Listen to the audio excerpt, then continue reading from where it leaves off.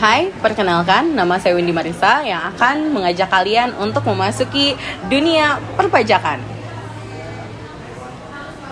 Pajak seringkali diabaikan, namun memiliki dampak yang begitu besar pada setiap transaksi dan juga keputusan keuangan kita.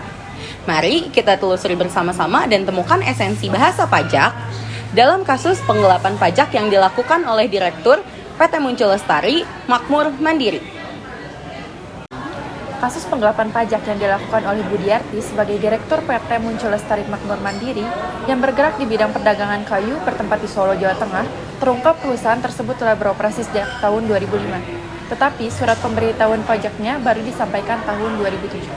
Petugas pemeriksa dari Kantor Wilayah Direktorat Pajak 2 Jawa Tengah sebagai saksi Persidangan Pengadilan Negeri Surakarta menyampaikan bahwa dalam laporan perusahaan mereka belum pernah melakukan transaksi dan laporan keuangannya nihil.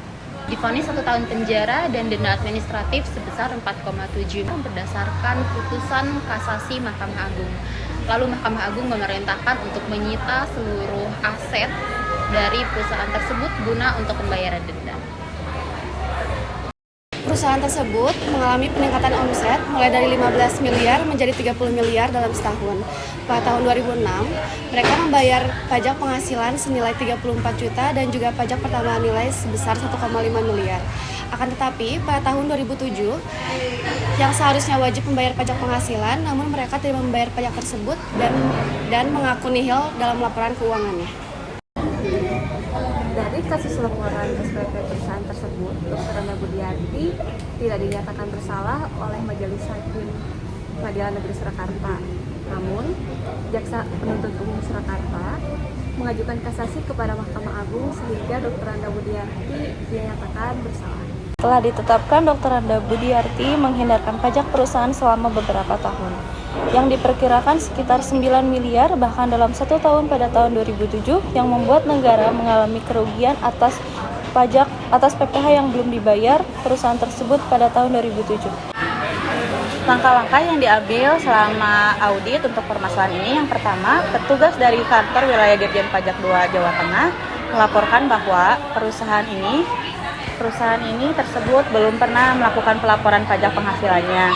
Lalu terdakwa sempat dinyatakan tidak bersalah oleh majelis hakim, sehingga pada akhirnya terdakwa divonis hukuman penjara dan denda administratif berdasarkan hasil kasasi jaksa penuntut. Salah satu upaya yang dapat dilakukan yaitu adalah memerlukannya regulasi untuk memperkuat mandat dan peran dari inspektur, di mana mandat dan peran dari inspektur ini yaitu untuk membangun mekanisme untuk menyita dan mengembalikan aset dari hasil korupsi. Jadi, kesimpulan atas permasalahan kasus tersebut bahwa Ketua Majelis beserta anggotanya menyatakan Dra. Budiarti divonis 1 tahun penjara dan denda 4,7 miliar berdasarkan putusan kasasi Mahkamah Agung.